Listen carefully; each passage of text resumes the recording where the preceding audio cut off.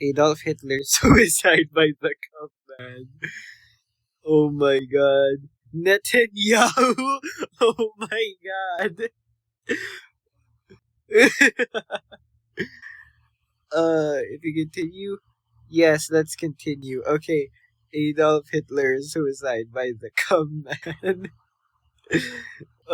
Summary: Adolf Hitler tried to kill himself and time travels instead, and is turned into Benjamin Netanyahu sex slave. Oh my god. Adolf locked the heavy metal door, hand shaking as he turned to his wife. Eva, are you ready?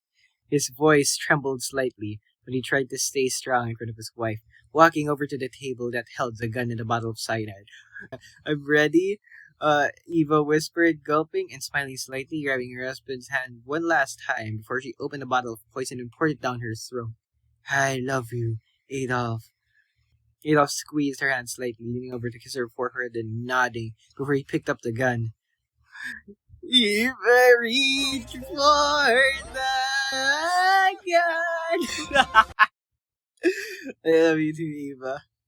He raised the gun to his head, taking a deep breath, and click, boom! But something else happened. An explosion with some chemicals as a bullet entered his flesh, his body ripping through space-time. He tried to scream. Oh my god! Wait, that's another song reference. I can't fucking remember. Flesh feeling as if he was being torn apart from millions of times over and sewn back together. For after what felt like more than a decade, he spat out in a strange place. Jerusalem! His breathing was quick and panicked as his hands flew over his body, shaking on to the warm concrete street he was spat onto. Wide eyes looking around. Eva, what happened? A worried lady saw him in front of the sidewalk, calling authorities for a strange, deranged man causing a disturbance. He was quickly picked up by the police and taken to jail. Officers laughing when he told them his name, Adolf Hitler. Stop joking with us, they chuckled. What's wrong with this guy? Alerts were made about the strange man. However, soon enough, Adolf Hitler was taken to the Prime Minister's office, Benjamin Netanyahu. Netanyahu! The big Yahoo. He was cuffed and placed alone in the office, waiting for this Netanyahu man to show up. When the door creaked open, finally, a Jewish man with gray hair and tall stature. Netanyahu's tall. I thought it was like 5'5" max. So you are this Adolf Hitler they've been speaking about. A Jew is the Prime Minister? What has happened to this awful world? Oh my god. That is so random. Adolf. I mean, in character though. Yeah, this dude was. From what I remember, this dude was heavily into eugenics.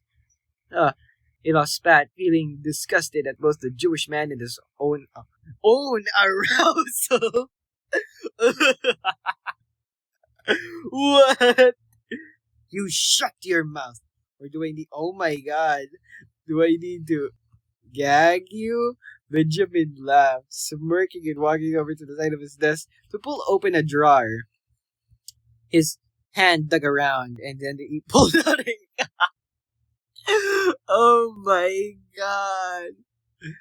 What's wrong with you? Adolf screamed, reeling back as if he could tied in the chair, his face turning a shade of red immediately. You are disgusting.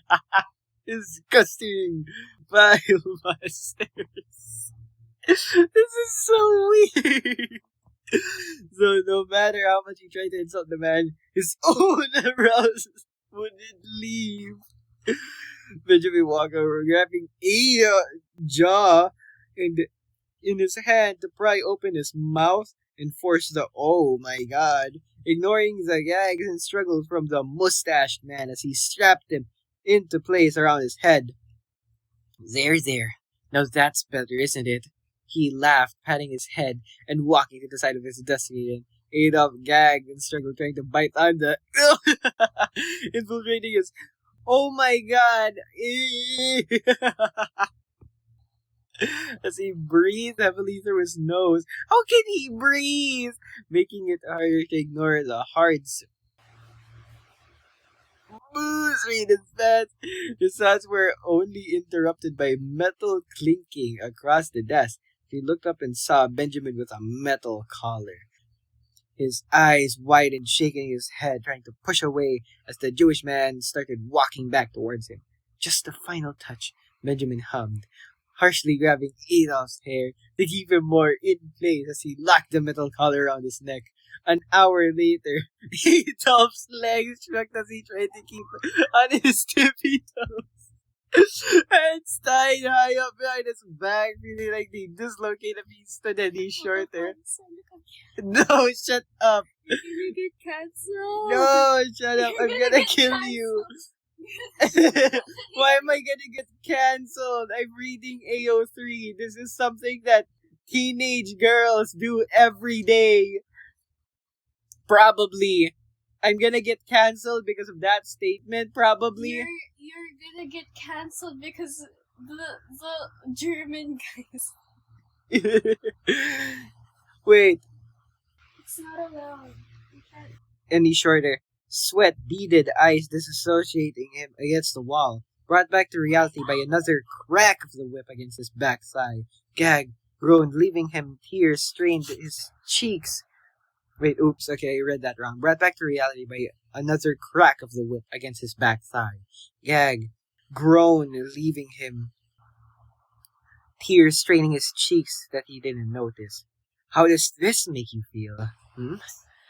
It seems good considering how down here you're very happy. This is so gay.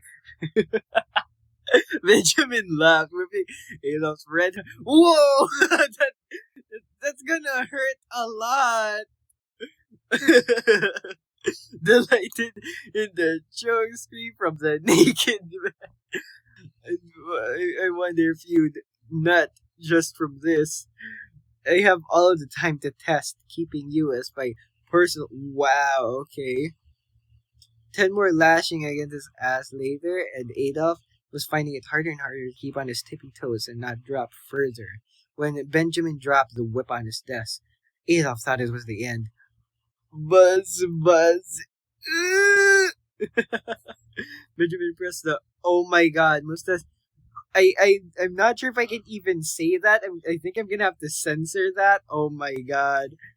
The mustache man's legs dropping at the unexpected sensation, his shoulders shaking in pain as his hips bucked in pressure. Wait, that I said pressure. Pleasure. Would you like to... I can't say that. I'm not sure if... I don't believe I can say that also. Get to do that. Benjamin mumbled thoughtfully, tilting his head as if he was thinking and smirking as he pulled the a very funny tool away when he noticed the something beginning to leak more. Adolf sobbed around the whatever that thing is in his throat, trying to push on his tippy toes again, but Benjamin was done and decided to untie him. Another shooting pain goes through Adolf's back and shoulders as he was released and fell to his knees on the floor. Where he could regain his bearings, Benjamin gripped his hair, dragging on his hands and knees to a secret cage in a bookshelf behind his desk, ushering Adolf in and locking the door. Now you stay there. Maybe I'll give you some food later if you're quiet, Benjamin said, condescendingly smirking and closing the secret bookshelf door, leaving Adolf in complete darkness alone. Adolf had only tried to commit die and ended up with a fate far worse than ever being found after losing the war. It was so brain dead.